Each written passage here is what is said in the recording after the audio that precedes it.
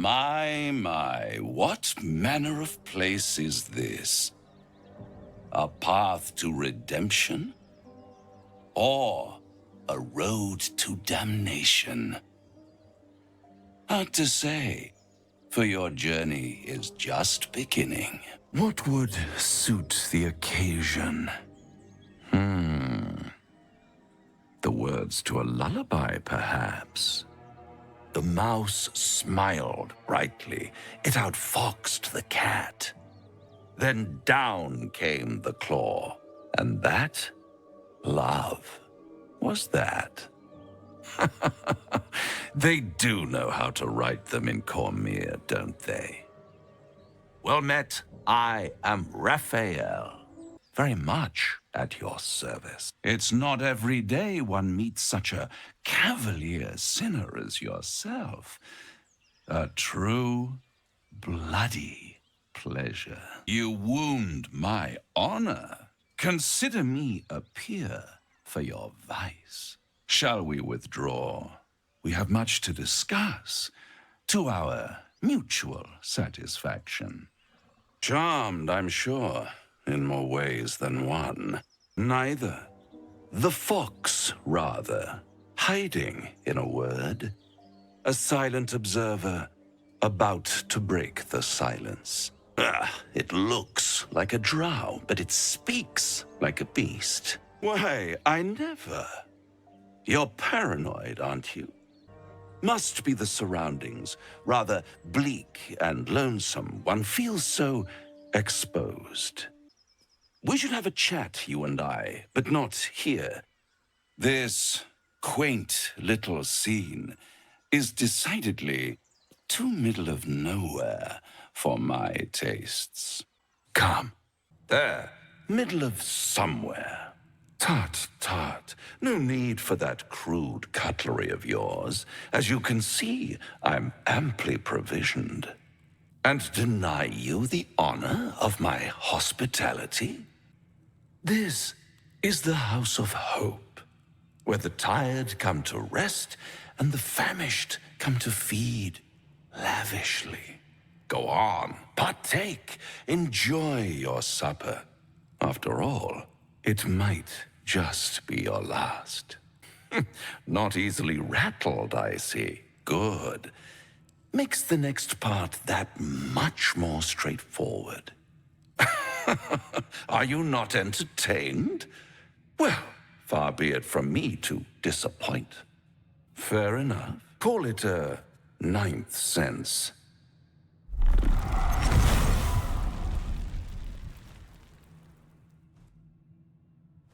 What's better than a devil you don't know? A devil you do. Am I a friend? Potentially. An adversary? Conceivably. But a savior? That's for certain. Because my compassion is boundless. I stride among the needy, giving comfort where I can. And you're in dire need. Oh, a mere trifle. How dear is one's soul, really? A rhetorical question, of course, but let me venture an answer. It's worth very little with a tadpole in your head. Come now, why play hard to get when you're in deep over your tadpoled head? Easy, easy. I'm here to help, not harm. Consider your predicament. One skull, 2 tenants, and no solution in sight. I could fix it all, like that. Your oath is in tatters, Paladin. You abandoned your honor as soon as it became inconvenient. But the darkness won't save you any more than the light could. You'll realize that in time. Everything is for sale. And you do well to sell while your stock has value. In desperate times, the price of honor plummets. Perhaps you haven't yet realized how desperate these times are. Oh, that's disappointing. I prefer it when my clients put up a fight, only to realize victory was never an option. Take all the time you need, but make up your mind before you're counting down with tentacles. And what is madness but a denial of reality? Still, I have a feeling you'll change your mind before it's changed for you. By all means, bite the hand that feeds you while you still have teeth. Yes, I like it when my clients put up a fight, only to realize victory was never an option. Try to cure yourself, shop around, beg, borrow, and steal. Exhaust every possibility until none are left. And when hope has been whittled down to the very marrow of despair, that's when you'll come knocking on my door. Hope. Such a tease. I'll be around, watching you squirm like a tadpole through a nice, juicy brain. Ah, yes, the tongue. Yet another piece of pleasurable anatomy you'll soon have to do without. I've always wondered what a laughing mind flayer sounds like. All those pretty little symptoms, sundering skin, dissolving guts, they haven't manifested yet, have they? One might say you're a paragon of luck. I'll be there when it runs out. It's good to see you again. I'd ask if you've made any progress with your little problem, but the telltale twitching of your eye is answer enough. You wound me. I've only tried to be a friend to you. My dear, nothing is coincidence. Mortals trifle themselves with free will, as if their betters have not molded every potential path ahead. No offense meant, of course. You flatter yourself. You're not the only soul of interest in this ruin. This is Last Light, where hope hangs on by a single withered thread. I can mend it or cut it, depending on what they ask for. I'm sure everyone in Last Light thinks they could have changed things. At times I wonder if some other fiend swapped out your tongue with that of an ox. They're not the only ones ripe for temptation, you know. My last contract here fed me for decades. Family troubles. Not my family, of course. Please, I would never leave such a mess behind. Far too much attention for so little gain. I never surrender knowledge for free. But one good turn deserves another, does it not? To repay you for the souls sent my way, I offer a taste of the truth. Ketheric Thorm, proud father, man of faith, utter fool. On the night the Harpers sealed him away, someone murdered his entire army in cold blood. Now who would possibly benefit from such a massacre? If you want to know more, I could work the exchange of such precious knowledge into the terms of your future deal. But the time for quibbling over clauses and contracts hasn't quite arrived. You'll be limping back to me soon enough. Not with you, at least. Although I sense there's something your friend wants to ask me. A proposal? If you're hoping to taste my blood, little vampling, think again. It burns hotter than wyvern whiskey. You haven't told them, and you've kept your clothes on this whole time. How unlike you. Why not let them see? Don't be shy. Really? Oh, such impatience. It's something very important to your master, but Is it a love letter, a warning, or a deed of ownership? I could give you all the gory details. But of course, you'll have to do something for me first. Let me think about it and get back to you. Don't worry, I'm motivated to help you. Scars often tell such wonderful stories. I think yours might be truly exquisite.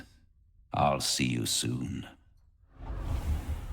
The lion stood watch in the blackest of night, while vultures encircled, preparing their right. The huntsman and huntress, no match for the beast. Come dawn of new light, did the predators feast. Our hero thought but of treasure ahead, did not consider the peace of the dead. Through the dark she went creeping, and awoke what was sleeping. A new grave they dug, which she herself fed. Ah, greed, my favorite virtue, until it was perfect, merely protecting my assets. I've grown quite fond of you, you know, in my way. I thought it only fair to warn you about the dangers ahead. Intrepid as ever. Don't be absurd. Oh, we both know they are soon to be revealed. It would be pointless of me to try to bar you from entering. But I can set the scene, as it were. Prepare you for your role. My dear friend, I think you'll find I play my part in many a plot indeed. Cannot the same be said for you these days, true soul? Ah, I had an inkling that was one of your main motivators. Delighted to see it confirmed. You're welcome to give it your best shot, of course. It's just that, well, the man has proven to be more or less resilient to death, which is not the only obstacle you're likely to face. There is a stage down in the dark upon which a great drama has suspended itself in time. Its actors dwell there still, mired in the languor of their long, tired scenes. I already did. If, through the dark, you go creeping and awake what is sleeping, chances are many more graves than yours alone will soon be fed. I'm a mentor, not your mother. I don't wax poetic about bogeymen to keep you on the straight and narrow. By all means, stray, explore, hunt. Just don't indulge in the illusion that you're the greater hunter. I'll be pleased to follow up on your little escapades in your camp one of these nights. Should you live to tell your tale, that is. Very well. There is a creature that lurks in silence and shadow. A creature who, like me, is very much of the infernal persuasion. Should it make its way out through the very doors you are about to brazenly swing open, you'll have unleashed a pestilence upon this realm. In truth, it is carnage incarnate. So if you meet the devil of which I speak, kill it. Consider no other course of action. I'd rather you stick to my script, but you do have an unfortunate tendency to improvise. You have it in you to author a thrilling finale if you heed this warning. Listen here, Pipsqueak. Do not underestimate this opponent. At best, you will have the blink of an eye to strike. Strike first, strike true, defy the odds, for they are distinctly in its favor. That much I owe the bastard to concede. Getting warmer. Warmer.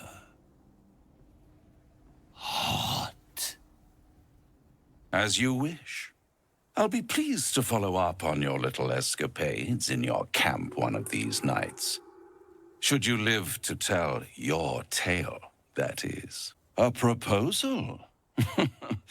If you're hoping to taste my blood, little vampling, think again. It burns hotter than wyvern whiskey. It's something of great importance to your master. But is it a love letter, a warning, or a deed of ownership? I can give you all the gory details, and I will, once the beast that lurks below is vanquished and sent back to the hells. Listen to your friend. What I'm asking isn't unreasonable. When you meet the beast, you'll realize that killing it is the wisest course. And once the deed is done, our next meeting will be most productive, Astarian. You haven't told them, and you've kept your clothes on this whole time. How unlike you. Don't pout, Spawn. Just destroy the beast, and I'll happily reveal your secrets instead of your skin. Then we have an understanding. I look forward to our next meeting. I think free might be rather overstating matters, Yrgir. Few may walk away from you intact, Yrgir, but none walk away from me in violation of their deal. Here I am, Yrgir, tongue and all, precisely on time for a lesson in semantics. Devil's in the details, you see? And the details are in the fine print. You were to fulfill the deal. Nowhere does it stipulate you could subcontract the last kill to the first adventurer's party that came trotting along. In short, you're in breach of contract, my friend. Oh dear. Consider your position. You are about to forfeit what reputation you have left. No contracts, no fame, no power. You'll be a streak of excrement even lemurs will slither away from. Unless, of course, you consider instead my infinite mercy. A new contract, a chance to balance the books, not to mention a welcome change of scenery. What's a contract without whimsy, I say? But fine, no more songs. Now, off to the House of Hope for cocktails and canapes, and a brand new signature on a brand new deal. But first, it would be only befitting if you reward your subcontractor. The greater reward for the greater hunter. Do you know what happens when a devil is struck down on this charming plane of existence? It returns to the hells, to the very point where it last stood before venturing to whichever devil-forsaken plane it died on. In the case of our friend Yrgir, the Orthon you so handily dispatched in the Temple of Shah, he manifested in my House of Hope. He returned to me chastened but intact, his wounds healed, his body restored. He thought I would dismember him. But he has his uses, so instead, I am re-educating him. Indeed, we did. I discovered all there is to know about those scars of yours. It's a rather grim tale, even for my tastes. And why would he want to walk away? This is his destiny. As you wish. Brace yourself, Astarian. Oh, come, Astarian. We're about to unveil your destiny. You should be quivering in anticipation. Carved into that ivory skin of yours is one part of an infernal contract between the archdevil Mephistopheles and your former master, Cazador Za. In full, the contract states that Cazador will be granted knowledge of an infernal ritual so vile it has never been performed. The rite of profane ascension. It promises to be a marvelous ceremony, very elaborate, incredibly ancient, and entirely diabolical. If he completes the rite, he will become a new kind of being, the Vampire Ascendant. All the strengths of his vampiric form will be amplified, and alongside them he will enjoy the luxuries of the living. The arousals and appetites of man will return to him, and unlike Astarian, he will have no need of a parasite to protect him from the sun. But the ritual has its price, as all worthwhile things do. Lord Cazador will need to sacrifice a number of souls, including all of his vampiric spawn, if he is to ascend.